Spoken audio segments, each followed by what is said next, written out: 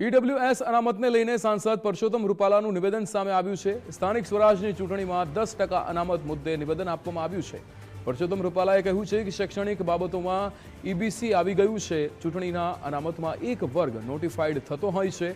ઈબીસીમાં જે વર્ગ છે એ નોટિફાઈડ નથી।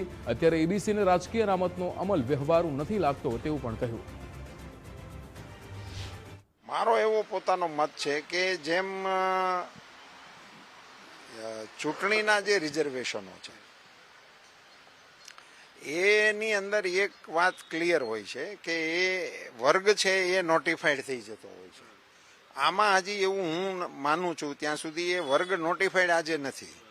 આજે એ જુદી જુદી રીતે એની પેલી છે અને જે વ્યવસ્થાઓ આપણે અત્યારે અમલમાં છે એ શૈક્ષણિક રીતે અને અન્ય લાભો લેવા માટે મર્યાદિત છે। એટલે જ્યાં સુધી એ વર્ગનું એક પ્રકારે આકલન થઈ અને એ નોટિફિકેશન એનું ન બહાર પડે ત્યાં સુધી એનો અમલ કરવો એ બહુ મને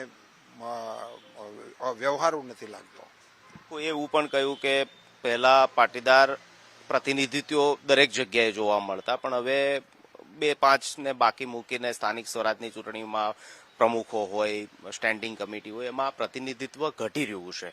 પાટીદાર સમાજના હાર્દિક પટેલ જે ધારાસભ્ય છે તેને આ પ્રકારનું નિવેદન બીજા પાટીદારોએ પણ તેને સમર્થન આપ્યું। આપ આવું માનો છો કે પાટીદાર સમાજનું રાજકીય પ્રભુત્વ જે છે તે ધીમે ધીમે ઓછું થઈ રહ્યું છે સમાજમાંથી રાજકારણ જીવનમાં? હું માનું છું કે આ બાબત બહુ વિશાળ પરિપ્રેક્ષમાં ચાલે છે।